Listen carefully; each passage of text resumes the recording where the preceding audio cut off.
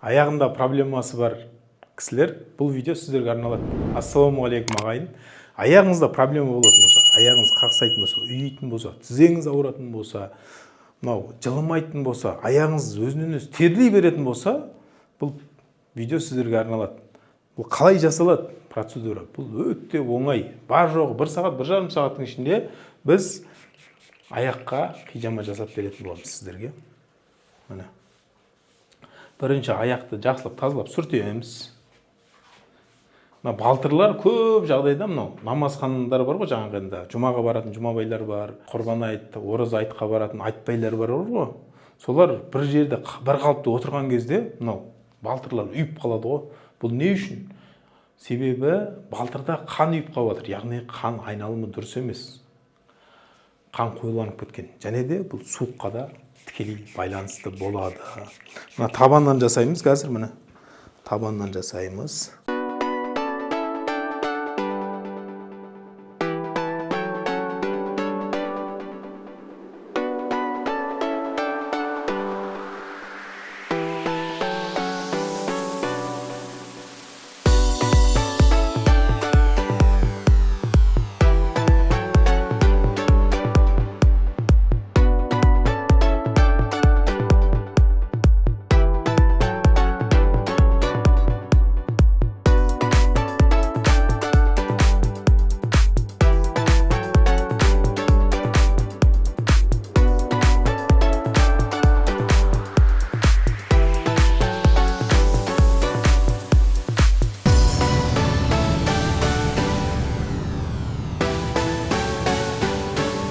Қазір табанға жасап жатырмыз, қан енді сұмдық шығып жатыр. Аяқтан, табаннан не үшін қан көп шығады деген сұрақ туындайды. Себебі біздің бүкіл нагрузкамыздың бәрі аяқта, білесіз. Оның ішінде табанға мұсырдың бәрі жиналады. Оның үстіне мына денеге өткен суық бар ғой, соның 80% аяқтан өтеді. Жеңіл киінетініміз бар, жаңағы қонышы төмен аяқ киімдерді киеміз деген сияқты да. Одан жаңағы жеңіл шығып қалатынымыз бар. Суық кезде жаңағы күтінбейтініміз бар. Соның себебімен аяққа суық қатты жиналады. Қазір көрсеңіздер болады, міне.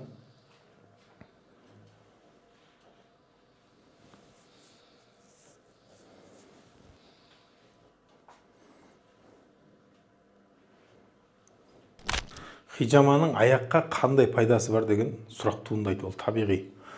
Ал енді қай жерде қан айналымы жақсы болса, сол жердің жұмысы жақсы болады. Себебі біздің ағзамыз толық қан айналымымен жұмыс істеп тұр да. Ал енді бізде аяқтағы проблемалар, ұюы, қақсауы, мұздауы, терлеуі мысалда, сол бүкіл аяқтағы аурудың, проблеманың барлығы негізі аяқтағы қан айналымының дұрыс болмауынан және суықтаудан болады да. Ал енді қазір біз хижама жасап жатырмыз ғой, өзіңіз көріп тұрсыздар, иә? Мысалы. Бұл аяқтағы қан айналымын жақсартады. Аяқтың отоплениясы бұл негізінде қан ғой. Қан қанша жақсы жүрген сайын аяқ жып-жылы болады. Көп адамдарды байқаймын да, аяғы жылмайды. Не болмаса терлейді да, мұздай болып тұрады. Не болмаса, мысалы жұмаға барған кезде, бір жерде кәдімгі жерде отырған кезде аяғы үйіп қала береді. Дұрыс отырамайды да. Себебі аяқта қан айналымы дұрыс болмай тұр.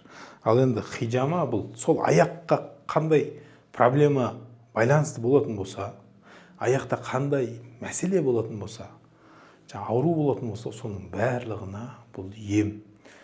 Себебі жаңағы ағзаның жұмыс істеп тұрған қан болғандықтан, қан қазір біз бүкіл мұсыр болып кеткен қандарды, суықтарды алып тастап жатырмыз ғой. Содан кейін бұл жерде қан айналымы жақсы болады да.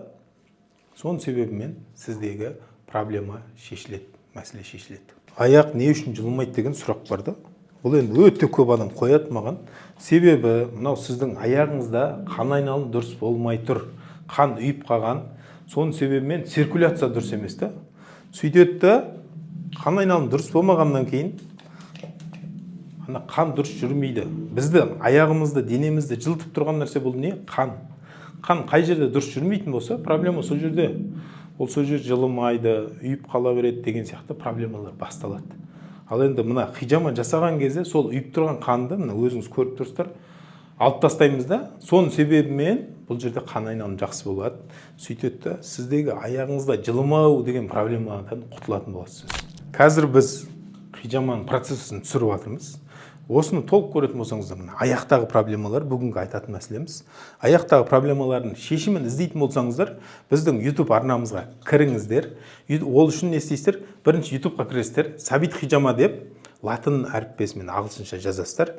Сол кезде біздің видеолар толыққанды шығатын болады. Біздің арнаға тіркеліп қоясыздар да, сол жерде видеоны толық көре бересіздер. Проблема. Аяқ не үшін терлейді деген сұрақ туындайды да. Аяқтың терлеу себебі ол жердегі циркуляция дұрыс емес. Мына бала күнде, мысалы, үйде бір жаңағы ауа айналымы дұрыс болмаған кезде, мына бұрыштар терлеп кететін еді, көгеріп кететін еді, білесіздер ғой. Себебі не? Ол жердегі циркуляция дұрыс болған жоқ. Ана сырттан келген суық ауа, үйдегі ыстық ауа сөйтіп екеуі не қылады да, терленіп кетеді. Сол секілді, мысалы, мына аяқта да қан айналымы дұрыс болмаған кезде не болады? Аяқ терлей беретін болады. Ол терлегені бір басқа, оның суығаны жаман, мұздай болып кәдімгідей, тастай, мұз секілді болып жүреді аяқ. Ал енді оның шешімін іздейтін болсаңыздар, міне біз сіздерге осы видеода бәрін көрсететін боламыз. Мына балтырдан жасап жатырмыз, мына табанның астынан жасап жатырмыз. Сол арқылы аяқтағы циркуляцияны жақсартамыз да, ол мәселені шешетін боламыз. Біздің арнаға тіркеліп кетіңіздер. Өздеріңіздің кереметтей комментарийлеріңізді, пікірлеріңізді жазып кетіңіздер ағайын. Бұл денсаулық деген бұл баға жетпес байлық қой. Оған кішкене қарап жүрейік ағайын.